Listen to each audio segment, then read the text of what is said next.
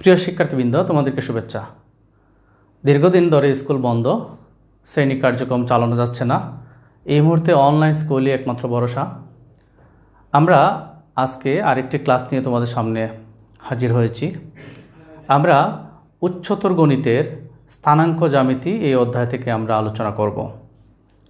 বিগত ক্লাসে আমি তোমাদেরকে এই অধ্যায়ে যে কোনো দুটি বিন্দুর মধ্যবর্তী দূরত্ব নির্ণয় কিভাবে করতে হয়, একটি ত্রিভুজ কিভাবে সমতলে আঁকতে হয় এবং ত্রিভুজের প্রত্যেকটি বাহু কিভাবে নির্ণয় করতে হয় এই বিষয়ে আমরা আলোচনা করেছিলাম। আজকে আমরা দেখব যে বাহুর দৈর্ঘ্য এবং পরিসীমার সাহায্যে ত্রিভুজের ক্ষেত্রফল নির্ণয়। আমরা যে আলোচনা আজকে করতে যাচ্ছি সেটা হচ্ছে ত্রিভুজের ক্ষেত্রফল নির্ণয় এবং ত্রিভুজের ক্ষেত্রফল নির্ণয়ের যে দুটি ব্যবস্থা আছে বা দুটি উপায় আছে বা দুইভাবে নির্ণয় করা যায়, দুটি পদ্ধতি আছে। একটা হচ্ছে বাহুর দৈর্ঘ্য ও পরিসীমার সাহায্যে, আর একটা হচ্ছে শীর্ষবিন্দুর স্থানাঙ্ক সাহায্যে। আমরা প্রথমে দেখব বাহুর দৈর্ঘ্য ও পরিসীমার সাহায্যে কিভাবে ত্রিভুজের ক্ষেত্রফল নির্ণয় করা যায়। গত ক্লাসে আমরা দেখেছিলাম যে ত্রিভুজের বাহুগুলোর দৈর্ঘ্য কিভাবে নির্ণয় করা যায়। ঠিক একই উপায়ে আমরা আজকেও ত্রিভুজের বাহুগুলোর দৈর্ঘ্য নির্ণয় করব এবং শুধুমাত্র আজকে নতুন একটি বিষয় সংযোগ করব, সেটা হচ্ছে ক্ষেত্রফল নির্ণয় করব। এবং ক্ষেত্রফল নির্ণয় করে আমরা কিভাবে অর্থাৎ পরিসীমা নির্ণয় করব, পরিসীমা নির্ণয় করে কীভাবে আমরা ক্ষেত্রফল নির্ণয় করতে পারি সেই বিষয়টা আমরা দেখব। অর্থাৎ গত দিনের মতো আমরা ত্রিভুজের বাহুগুলোর দৈর্ঘ্য, আজকে নতুন করে শুধু পরিসীমাটা নির্ণয় করব, পরিসীমার মাধ্যমে ত্রিভুজের ক্ষেত্রফল কীভাবে নির্ণয় করব। আসো আমরা একটা সমস্যায় চলে যাই। আমরা একটা প্রশ্ন যদি আমরা এখানে লিখে ফেলি, তিনটি বিন্দু এ, যেহেতু একটা ত্রিভুজের জন্য তিনটি বিন্দু প্রয়োজন, আমরা বিন্দুগুলি দিলাম এ 3 2 3, বি একটা বিন্দু দিলাম, এর স্থানাঙ্ক হচ্ছে 5 6 এবং সি একটা বিন্দু, সি বিন্দুর স্থানাঙ্ক হচ্ছে -1 4। এই তিনটা বিন্দু আমাদেরকে যে কাজটি করতে হবে, এই তিনটি বিন্দু সমতলে স্থাপন করতে হবে, স্থাপন করে ত্রিভুজ আঁকতে হবে, ত্রিভুজের বাহুগুলো নির্ণয় করতে হবে, পরিসীমা নির্ণয় করতে হবে, সবশেষে ক্ষেত্রফল নির্ণয় করতে হবে। আমরা ত্রিভুজের ক্ষেত্রফল নির্ণয় করার জন্য পরিসীমা আগে নির্ণয় করতে হবে এবং ক্ষেত্রফল নির্ণয় করব। আমরা ধাপে ধাপে এই সমস্যা সমাধান করব। প্রথমে আমরা এই বিন্দুগুলো যদি সমতলে স্থাপন করি, তোমরা গ্রাফ পেপারে 1 একক সমান 2 গড় 3 গড় যা ইচ্ছা ধরে স্থাপন করবে এবং এক্স ও এক্স প্রাইম, ওয়াই ও ওয়াই প্রাইম অক্ষে এগুলো লিখে দিতে পারো। আমরা সহজ করে, অর্থাৎ গ্রাফ বোর্ড নেই, এখানেই আমরা দেখব। আমরা আনুমানিক আমরা একটা চিত্র আঁকতে চাই। এর আগে আমরা এক্স ও এক্স প্রাইম এবং ওয়াই ও ওয়াই প্রাইম নির্ণয় করে ফেললাম, অক্ষ অর্থাৎ এক্স অক্ষ এবং ওয়াই অক্ষ নির্ণয় করে ফেললাম। 2 বিন্দু কোথায় থাকবে? যেহেতু বহুজ পজিটিভ, খুঁটি পজিটিভ, সুতরাং এই বিন্দুটির অবস্থান হবে প্রথম চতুর্ভাগে, অর্থাৎ এক্স অক্ষের উপরে এবং ওয়াই অক্ষের ডান পাশে। আমরা আনুমানিকভাবে প্রতি 1 একক সমান যদি 2 গড় ধরি, তো 2 এর জন্য 4 গড় ধরলাম, এখানে 4 গড়, উপরে 3 এর জন্য 6 গড়, এইখানে আমরা লিখে দিতে পারি। এই বিন্দুটা আমরা দিতে পারি এ 3 আর 2 3, বি 5 6, 2 যদি এখানে হয় 3 4 5, আমরা আনুমানিক বললাম, 6 3-এর অনেক দ্বিগুণ, এই বিন্দুটা দিলাম আমরা বি 5 6 এবং সি হচ্ছে -1 4, -1 এই পাশে আসবে, 4-এর জন্য 8 গড়, আমরা এটা এখানে দিতে পারি সি -1 4। চিত্র হচ্ছে আনুমানিক চিত্র। এবার আমি যদি বিন্দুগুলো যোগ করে দেই, তাহলে একটা ত্রিভুজ অঙ্কিত হবে। এই একটা ত্রিভুজ হয়ে গেল। আমরা সমতলে একটা ত্রিভুজ অঙ্কন করে ফেললাম। এবার আমাদেরকে বাহুর দৈর্ঘ্য নির্ণয় করতে হবে। তো প্রথমে আমরা এই বিন্দুটাকে যদি আমরা একটু বাইরে লিখি সুন্দর হবে 2 3। আমরা প্রথমে এ বি এর দৈর্ঘ্য নির্ণয় করব। এ বি ইকুয়ালস টু, আমাদের সূত্র আমরা গত ক্লাসে বলেছি যে ভুজদ্বয়ের অন্তর যোগ খুঁটিদ্বয়ের অন্তর স্কয়ার, ওভারটার স্কয়ার হবে এ বি। এই হচ্ছে এ, এই হচ্ছে বি। আমরা এ এর স্থানাঙ্কগুলোকে যদি আমরা x1 y1 ধরি, বি এর স্থানাঙ্ক যদি x2 y2 ধরি, সিকে যদি আমরা x3 y3 ধরি, তাহলে কি হবে x2 minus x1 whole square 5 minus 2 whole square plus y2 minus y1 whole square 6 minus 3 whole square সমান কত হবে 5 minus 2 3 square plus 6 minus 3 3 square 9 plus 9 equals to root over 18 সমান আমরা লিখতে পারি root over 9 into 2 3 root 2। A B আমরা পেয়ে গেলাম 3 রুট 2। এবার আমরা এ বি পেয়ে গেলাম, বিসি নির্ণয় করতে হবে। এ বির মান 3 রুট 2, আমরা একটু মুছে নিই। এবার বিসি আমরা এখানে আমাদের সুবিধার জন্য এ বির মানটা একটু লিখে নিলাম 3 রুট 2। এবার বিসি ঠিক একইভাবে বিসি বি এবং সি আমরা যদি ভুজদ্বয়ের অন্তর প্লাস খুঁটিদ্বয়ের অন্তর, তা x3 মাইনাস x2 যদি লিখি -1 minus 5 whole square plus 4 minus 6 whole square, তাহলে কত হয় আমরা -6 whole square plus -2 whole square 36 plus 4 equals to 40। আমরা এখানে পেলাম রুট ওভার 40। আচ্ছা, সেটাকে আমরা লিখতে পারি 4 ইন্টু 10 অর্থাৎ 2 রুট 10। আমরা লিখে ফেলতে পারি এটা একক, এখানে আমরা লিখতে পারি একক। হ্যাঁ, এ বি 3 রুট 2 একক, বিসি হচ্ছে 2 রুট 10 একক। একইভাবে আমাদেরকে এসি বের করতে হবে। তো আমরা এই বিসিটা একটু লিখে রাখি,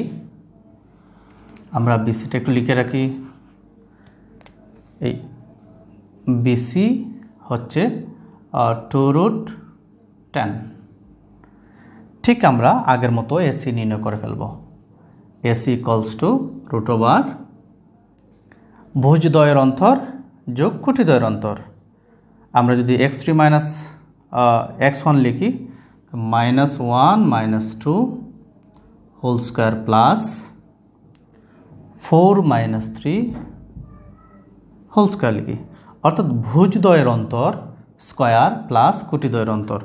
ভুজ x3 minus x1 whole square plus y3 minus y1 whole square সমান আমরা পেলাম -3 whole square plus 1 square. 9 plus 1 equals to root over 10। তো এখানে আমরা এ বি পেলাম 3 রুট 2, বিসি পেলাম 2 রুট 10 এবং এসির মান পেলাম রুট ওভার 10। এখন আমরা যদি এই ত্রিভুজের এ বি বাহুকে যদি সি, বিসি বাহুকে যদি এ এবং এসি বাহুকে যদি বি দ্বারা প্রকাশ করি, তাহলে আমরা কি পাই? তাহলে পাই এ বি ইকুয়ালস টু, এ বিকে যদি সি দ্বারা প্রকাশ করি 3 রুট 2, বিসিকে যদি আমরা এ দ্বারা প্রকাশ করি, বিসি সমান হচ্ছে 2 রুট 10, আর এসিকে যদি আমরা বি দ্বারা প্রকাশ করি সেটা হচ্ছে √10। এই বাহুগুলো আমরা পেয়ে গেলাম। বাহুগুলো নির্ণয় করার পরে আমাদেরকে পরিসীমা নির্ণয় করতে হবে। তো পরিসীমা নির্ণয়ের জন্য আমরা যে সূত্র ব্যবহার করব, আমরা জানি পরিসীমা 2s = a + b + c। এখান থেকে আমরা s এর মান নির্ণয় করে ফেলব। s = 1/2 R a + b + c এর মান আমরা এখানে বসাবো।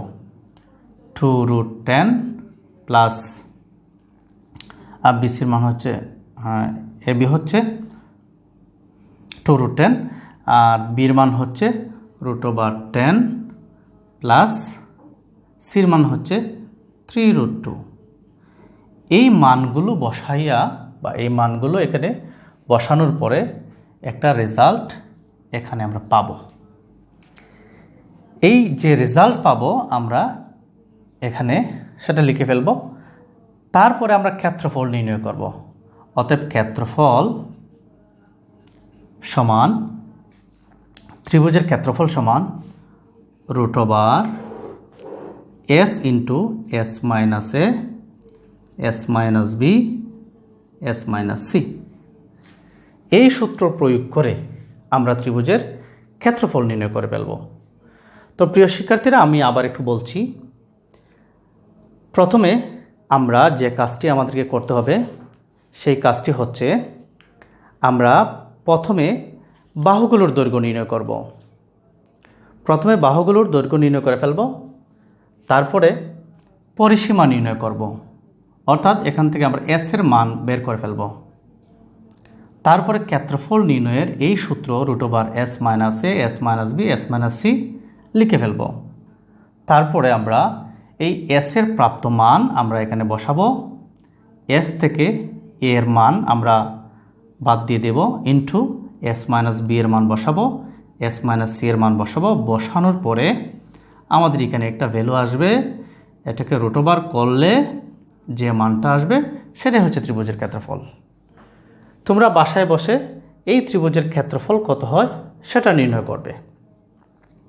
এই হচ্ছে আমরা বাহুর দৈর্ঘ্য ও পরিসীমার সাহায্যে ক্ষেত্রফল নির্ণয়ের ফর্মুলা। অর্থাৎ এইভাবে বাহুর দৈর্ঘ্য এবং পরিসীমার সাহায্যে ক্ষেত্রফল নির্ণয় করা যায়। এবার আমরা দ্বিতীয় বিষয়টি দেখব, শীর্ষবিন্দুর স্থানাঙ্কের সাহায্যে। আমরা এই অংশটা একটু মুছে দেই। শীর্ষবিন্দুর স্থানাঙ্কের সাহায্যে আমরা কিভাবে নির্ণয় করতে পারি? শীর্ষবিন্দুর স্থানাঙ্কের সাহায্যে আমরা কিভাবে নির্ণয় করতে পারি? আমাদের শীর্ষবিন্দুগুলো দেওয়া হয়েছিল, এ ছিল 2, 3, বি ছিল 5, 6 এবং সি -1, 4। শীর্ষবিন্দুর স্থানাঙ্ক ব্যবহার করে শীর্ষবিন্দুগুলোর স্থানাঙ্ক ব্যবহার করে আমরা বাহুগুলোর অর্থাৎ ওই ত্রিভুজের ক্ষেত্রফল আমরা যেভাবে বের করতে পারি আমরা দেখতে চাই। তো প্রিয় শিক্ষার্থীরা, আমরা আগের মতোই এই স্থানাঙ্কগুলোকে সমতলে স্থাপন করব, অথবা স্থাপন না করেও আমরা নির্ণয় করতে পারি। যে বিন্দুগুলো দেয়া থাকবে এই বিন্দুগুলো ঘড়ির কাঁটার বিপরীত দিক থেকে নিয়ে আমরা এই বিন্দুগুলো একটা বসাবো। বসানোর পরে আমরা এখান থেকে ক্যালকুলেশন করে আমরা এই ক্ষেত্রফল নির্ণয় করতে পারি। অর্থাৎ এই ক্ষেত্রে ত্রিভুজ ABC এর ক্ষেত্রফল, ABC এর ক্ষেত্রফল আমরা কিভাবে নির্ণয় করতে পারি? আমরা ধরি যে এই ত্রিভুজের ক্ষেত্রফল যদি আমরা নির্ণয় করতে চাই, তাহলে এর আগে আমাদেরকে একটা সূত্র বুঝতে হবে। ABC একটা ত্রিভুজ যদি ধরি যে ABC ত্রিভুজ এর এ বিন্দুর স্থানাঙ্ক যদি x1, y1, বি যদি হয় x2, y2 এবং সি যদি হয় x3, y3, তাহলে এই স্থানাঙ্কগুলো ঘড়ির কাঁটার বিপরীত দিকে নিয়ে ABC ত্রিভুজের ক্ষেত্রফল, ABC এর ক্ষেত্রফল সমান 1/2। আমরা এভাবে বসাবো যে এক্সের এ বিন্দুর স্থানাঙ্ক x1 y1, বি বিন্দুর স্থানাঙ্ক x2 y2, সি বিন্দুর স্থানাঙ্ক x3 y3, আবার পুনরায় এ বিন্দুর স্থানাঙ্ক x1 y1। এই মানগুলো বসাবো। কেন বসাবো? আমরা যদি একটু লক্ষ্য করি, আমরা এভাবে কেন বসাই, আমরা যদি একটু লক্ষ্য করি, আমরা একটা চিত্রের দিকে লক্ষ্য করি। এই হচ্ছে, ধরি আমরা এই একটা ত্রিভুজ, এ বিন্দু x1 y1, B x2 y2, C x3 y3। ঘড়ির কাঁটার বিপরীত দিকে এই হচ্ছে মূল বিন্দু x প্রাইম আমরা দিয়ে দিলাম, এই হচ্ছে মূল বিন্দু। এবার এই মূল বিন্দু থেকে যাত্রা শুরু, ঘড়ির কাঁটার বিপরীত দিকে যখন যাত্রা শুরু করব তখন প্রথমে আমরা এই বিন্দু পাব। এই বিন্দু থেকে যাত্রা শুরু করে বিতে পৌঁছালাম, ঠিক একইভাবে বি থেকে সিতে, সি থেকে আবার এ ঘুরে আসলাম এতে। তাহলে এ থেকে যাত্রা শুরু বিতে, বি থেকে সি, সি থেকে এ।